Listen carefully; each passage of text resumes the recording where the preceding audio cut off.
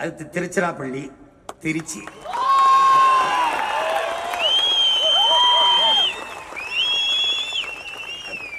திருச்சின்னு களை கட்டுத. அவனுக்கு ஜல்லிக்கட்டு அப்படின்னா தான் அவனுக்கு ஞாபகம் வரும்.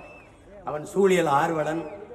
நம்முடைய பாரம்பரிய வீரக்கலைகளை மீட்க வேண்டும், காக்க வேண்டும் என்று போராடுகிற மறவன்.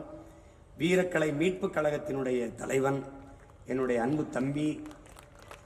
2019 தேர்தலில் நிறுத்துறதா இருந்தேன், கொஞ்சம் தப்பிச்சுக்கிட்டான். அப்புறம் திடீர்னு அங்கிட்டு இங்கிட்டு போனா, இந்த வாட்டி விடுறதால என்ன பண்ணலான்னு கேட்டுகிட்டே இருந்தேன் துறைகிட்ட, ஏதாவது இது பண்ணலான்னு. எங்கள் மாமா நிற்பாருன்னு நினச்சேன். எங்கள் மாமாவுக்கு தான் சீட்டு கிடைக்கும்னு.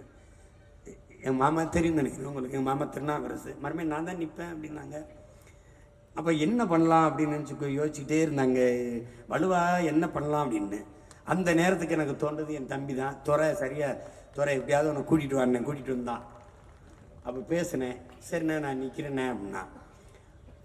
சிறந்த வேட்பாளர், ஆகப்பெரிய களப்பணியாளன், பெரிய போராளி, ஜல்லிக்கட்டை மீட்டு கொண்டு வந்து பல போராட்டங்களை அதில் நடத்துதல். அதில் நானும் ஒருவன், என்னோட துணை என்ற ஒரு தளபதி என் தம்பி ஜல்லிக்கட்டு ராஜேஷ் அவர்கள்.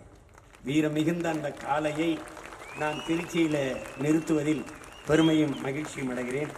இளங்கலை வணிகம் படித்தவன், BBA, என்னுடைய தம்பி வீரக்கலை மீட்பாளர் ஜல்லிக்கட்டு ராஜேஷ் அவர்களை திருச்சி வேட்பாளராக நிறுத்துவதில் நான் பெருமையும் மகிழ்ச்சியும் அடைகிறேன்.